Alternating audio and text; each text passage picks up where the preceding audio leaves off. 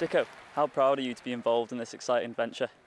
Extremely proud. It's been a bit of a lifetime ambition, really, as it has been for so many people in the past who never have got this opportunity. And so to be stood here on the cusp and waiting for that little bit of news to say it's actually going to eventually happen is absolutely brilliant. I've been involved sort of from the outset, and so really proud, and I just can't wait. And I keep visualising that first game when we turn up down here at the Bowl, hopefully with a big crowd here and we can get a win under our belts and we're up and running. And yeah, just really excited and proud to be part of everything that's happened so far, irrespective of the outcome for this season.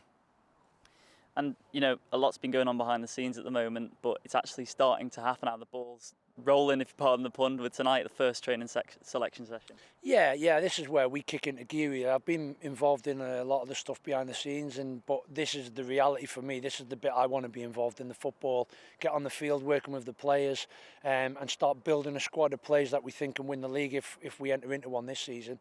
And yeah, it's the bit I get the buzz off the most. I've enjoyed being around the lads, and the work that's happened has been absolutely incredible and inspiring to sort of watch, but this is where we kick into gear, hopefully.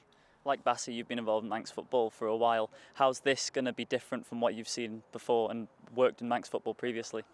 Well, I think if you go back to the past when we've been involved with the Isle of Man FA team and then MIFA, going off island to challenge yourself against better level of opposition is sort of what floats your boat really and gets your juices flowing. But this is going to be over a season. We've been to tournaments for a week, 2 or 3 days, and we've played against good players, and you come away thinking we want more of that. Well, this is, if it happens and we get in the league this season, this is going to be a whole season of it like we've had at Geordie's and other clubs in the past. And so trying to replicate the success and develop the team in the way in which we want them to play and behave in and around us is fantastic, because like I said, that week or so you get now and again is going to be every week a never-ending story. So hopefully we can do what we believe we're capable of and go in that first season and win the league. What's it going to be like working alongside Bassi? I mean, he's going to be calling on you, you're going to be calling on him. You've got to have a close relationship. We do have a close relationship, too close if you ask my missus. But when we were at Geordie's for the 9 years we worked together, we have 6, 7, 8, 9 phone calls a day. And when I've had 2 years away from him, that sort of stopped. And I'm not going to say I didn't enjoy that, but it's already kicked back in now. The phone rings all the time. And so we speak every day, probably more than I speak to my own wife.